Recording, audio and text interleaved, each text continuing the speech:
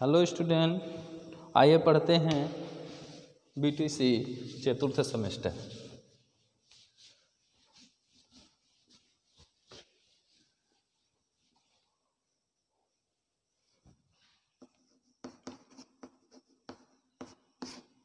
इस चतुर्थ सेमेस्टर के अंतर्गत हम पढ़ रहे हैं शांति शिक्षा एवं सतत विकास और उसका चैप्टर पढ़ रहे हैं महर्षि पतंजलि का अष्टांग योग। अष्टांग योग जिसमें 8 अंग हैं योग के, जिसके हम 2 अंग शुरुआत के देखे हैं, यम और नियम। तो एक बार फिर से रिपीट कर देते हैं। यम का अर्थ है जिसको हम चाहते हैं, जिसमें हमारी रुचि है, उसके प्रति अपने मन को लगा लेना यम कहलाता है। समाज के जो नियम अनुशासन बने हुए हैं, विधियां बनी हुई हैं, उसको अपना लेना, उस पर चलना नियम कहलाता है। तो अगला हम पढ़ेंगे इसका स्टेप, और सारे स्टेप को लिख करके आज पढ़ लेते हैं। यम नियम, और तीसरा है आसन, चौथा है प्राणायाम, पांचवा है प्रत्याहार, छठवां है धारणा, सातवां है ध्यान, और 8वां है समाधि। तो यम नियम को पढ़ चुके हैं, तो तीसरे से पढ़ेंगे। यम नियम के बाद आता है आसन।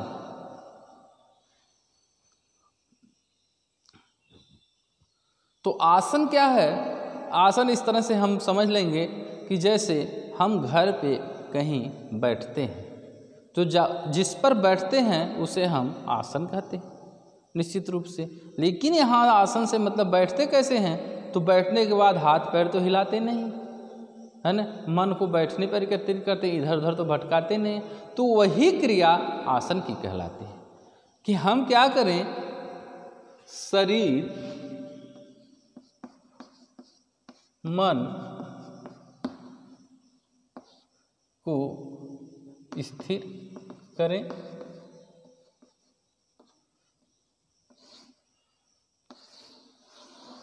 शरीर और मन को स्थिर करके एक निश्चित जगह पर बैठना क्या कहलाता है? आसन कहलाता है। जब तक अगर हम बैठे हैं और अपने हाथ पैर हिला रहे हैं, अपनी आँखों से इधर उधर देख रहे हैं, अपने मन को इधर उधर दिल्ली बम्बई कलकत्ता दौड़ा रहे हैं, तो ये बैठना इसमें आसन नहीं कहलाता। तो आसन का मतलब ये है शरीर को ध्यान पूर्वक किसी एक जगह पर स्थिर करके मन को सुखी एवं स्थिर करके बैठना आसन कहलाता है। तो शरीर और मन दोनों को स्थिर करें और किसी एक निश्चित जगह पर ध्यान लगा करके बैठें, ये क्रिया कहलाती है हमारी आसन की। तो याद आ गया होगा, समझ में आ गया होगा। आगे देखते हैं प्राणायाम। प्राणायाम तो प्राण मतलब होता है वायु। तो वायु का अर्थ यहाँ सांसों से है। तो सांसों की निरंतरता,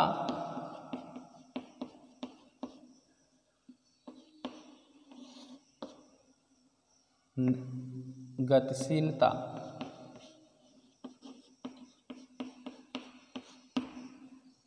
कम ज़्यादा पर नियंत्रण, ये क्या कहलाता? हमारा प्राणायाम कहलाता। कि हम उस मुद्रा में बैठ गए, ये सब क्रम वाइज चलते हैं। पहले हम यम का अपनाएंगे, फिर नियम का, तब आसन में। अब तो हम बैठ गए हैं ना, किसके लिए बैठ रहे हैं? अंतिम के लिए बैठ रहे हैं, इस समाधि के लिए। तो हम तो बैठ गए हैं समाधि के लिए, तो क्या करेंगे? हम प्राणायाम करेंगे। हमारी सांसें कैसे निरंतर गति से धीरे धीरे चलती रहें, कैसे कम और ज़्यादा होने से क्या करें, हम उसे नियंत्रित करें। इस क्रिया को कहते हैं हम प्राणायाम कहते हैं। कि सांसों का छोड़ना, सांसों का लेना, सांसों में गतिशीलता, सांसों की निरंतरता, सांसों में नियंत्रण कर लेना क्या कहलाता? हमारा प्राणायाम कहलाता है। तो 5वां है प्रत्याहार। तो प्रत्याहार का मतलब है प्रतिधन आहार बराबर प्रत्याहार। प्रतिधन आहार, प्रति का अर्थ है विपरीत और आहार का अर्थ है भोजन। तो इस प्रकार से बन गया हमारा प्रत्याहार। विपरीत भोजन, विपरीत भोजन का क्या अर्थ है? हमारा मन अच्छे अच्छे व्यंजन खाने के लिए कहता है, तो हम क्या करें, वो अच्छा अच्छा व्यंजन ना करके केवल भूख शांत करने के लिए हम कुछ भी चीज़ खा लें, उसे हम कहेंगे प्रत्याहार कहें। तो हम अपने मन में जो लपक रहा है अच्छे अच्छे भोजन के लिए, हलवा पूड़ी खीर हैं खाने के लिए, तो हम क्या करें, उसे नियंत्रित करें, अपने वश में करें। वो ना खा करके केवल शरीर संचालन के लिए हम कोई भी भोजन कर लें, अपने मन के विपरीत भोजन कर लेना प्रत्याहार कहलाता है। तो ये है प्रतिधनाहार। इसमें यण संधि भी होती है। आप जानते हैं ये या आया है, या किस लिए आया है, यहाँ ई निकल करके और आ के साथ या हो जाता है यण संधि के, हमने ई को यणच में सुना है। तो प्रत्याहार का मतलब है प्रतिधन आहार, प्रति मतलब विपरीत, आहार मतलब भोजन, अपने मन के खिलाफ जा कर के भोजन करना प्रत्याहार कहलाता है। तीसरा है धारणा। धारणा मतलब धारयति धारणा, जो धारण किया जाए वही धारणा है। जो धारण किया जाए वही धारण, मन वाणी और कर्म से किसी को अपने हृदय में धारण कर लेना धारणा कहलाता है। कि किस प्रभु के प्रति हम कैसा विचार रखते हैं, इस प्रकार का विचार धारणा कहलाता है। किस व्यक्ति के प्रति हम कैसा विचार रखते हैं, तभी कहते हैं इसकी धारणा ठीक नहीं है, इसका विचार ठीक नहीं है। इसका मतलब ये है कि हम अच्छा विचार नहीं रखते हैं। हम किसके प्रति कैसा विचार रखें, इसमें कहा गया कि हम ईश्वर के प्रति अच्छा विचार धारण करें, ईश्वर के प्रति अपने आप को समर्पित कर दें, तो उसे हम क्या कहेंगे, धारणा कहेंगे। सतवां है ध्यान। ध्यान का मतलब ये है, आप पढ़े हैं पिछली कक्षाओं में, ध्यान क्या है, किसी दूसरी वस्तु की अपेक्षा किसी एक वस्तु पर चेतना का केंद्रीकरण ध्यान कहलाता है। ये परिभाषा है।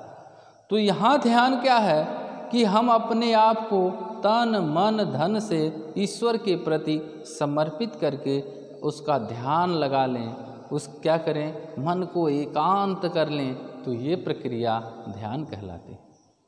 तो क्या कहलाती है, ध्यान के अंतर्गत हम अपने मन को, हम अपने शरीर को एक जगह एकत्रित करके उस ईश्वर में लीन हो जाएं। इस प्रक्रिया को क्या कहते हैं, हम ध्यान कहते हैं। ये सब कर क्यों रहे हैं, हम अंतिम लक्ष्य के लिए कर रहे हैं, जो कहलाता हमारा समाधि। अब आते हैं हम समाधि क्या है। समाधि अष्टांग योग का अंतिम अंग है। ये समाधि, सब कहते हैं उसने समाधि ले ली, उसने ये जो है अपने आप को ईश्वर के प्रति समर्पित कर देना, अपनी कुंडलनी को जगा करके अपने मस्तिष्क में ला करके स्थापित समाधिष्ट कर लेना, भौतिक जगत से तनिक भी क्या है संपर्क ना रह जाना, अपने प्राणों को अपने बस में कर लेना समाधि कहलाता है। तो क्या कहलाता, सब लोग कहते हैं ना समाधि ले लिए, साधु वहाँ समाधि ले लिए। तो समाधि का अर्थ है अपनी कुंडलनी को जागृत करके, छह चक्र का वेधन करके जब जा करके हमारे यहाँ मस्तिष्क में आ करके स्थापित होती है, तो वह प्रक्रिया समाधि की कहलाती है, जिसमें हम अपने प्राणों को अपने बस में कर लेते हैं और इस भौतिक जगत से हमारा कोई संपर्क नहीं रह जाता है। इस क्रिया को हम क्या कहते हैं, समाधि कहते हैं। एक बार फिर से देखते हैं, आसन क्या है, शरीर मन को स्थिर करके एक जगह बैठ जाना आसन कहलाता है। प्राणायाम क्या है, सांसों की गतिशीलता, सांसों का नियंत्रण, सांसों की संवेदनशीलता इत्यादि को अपने बस में कर लेना। किस प्रकार से हमें ज़्यादा सांस लेनी है कि कम सांस लेनी है ना, निरंतर धीरे धीरे सांस लेनी है कि बड़ी बड़ी सांस लेनी है। तो इस प्रकार की प्रक्रिया को अपने नियंत्रण में कर लेना प्राणायाम या प्राण वायु को हम क्या करें, अपने बस में कर लें। 5वां है प्रत्याहार, अपनी इच्छा के विपरीत भोजन करें, अपने मन की इच्छा के विपरीत भोजन करना ही प्रत्याहार कहलाता है। धारणा कि ईश्वर को अपने मन में बिठा लेना या ईश्वर के प्रति कलुषता का भेद भुला करके उसे अपने हृदय में अच्छे विचारों के साथ बैठा लेना धारणा कहलाता है। 7वां ध्यान, अपने मन, वाणी और कर्म को एकत्रित करके उस ईश्वर में लगा देना या अपने मन को एक जगह ला करके स्थिर कर देना उस ईश्वर के प्रति, उसे इस प्रक्रिया को हम कहते हैं ध्यान। कि किसी दूसरी वस्तु पर हम की अपेक्षा एक ही वस्तु पर चेतना का केंद्रीकरण आप पढ़े हैं। इसका मतलब ये हुआ कि हम जहाँ बैठे हैं आँख मूंद करके उस ईश्वर के प्रति अपने आप को समर्पित कर दें, उसके अलावा कोई हमें दूसरा दिखाई ना दे, ना सुनाई दे, तो इस प्रक्रिया को हम कहते हैं ध्यान। और अंतिम है समाधि।